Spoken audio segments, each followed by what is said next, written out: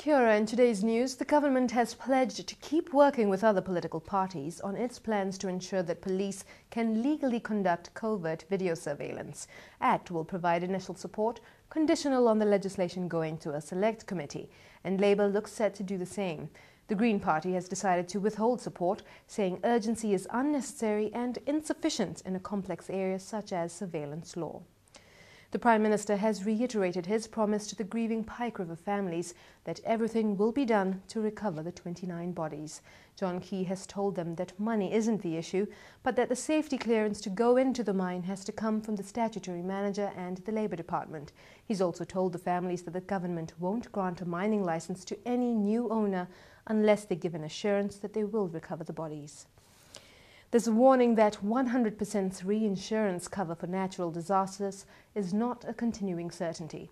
Insurance Council Chief Executive Chris Ryan says the world's major reinsurers had reassessed the risk for New Zealand and the future outlook is uncertain.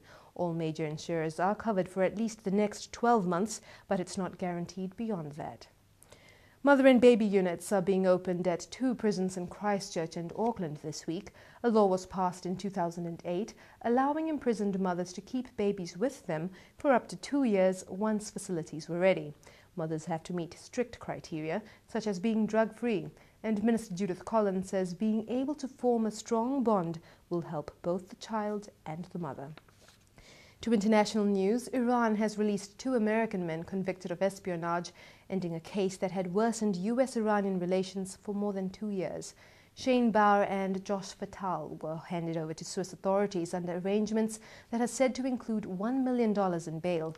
They were arrested in 2009 after they accidentally crossed into Iran from northern Iraq. I am innocent. Those were the last words of Troy Davis, who was executed for the 1989 murder of Mark McPhail.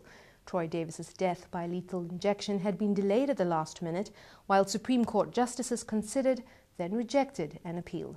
Another convicted murderer, white supremacist Lawrence Brewer, was also executed that evening.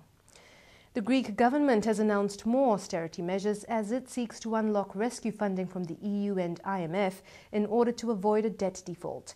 Pensions above €1,200 a month will be cut and 30,000 employees will be temporarily laid off.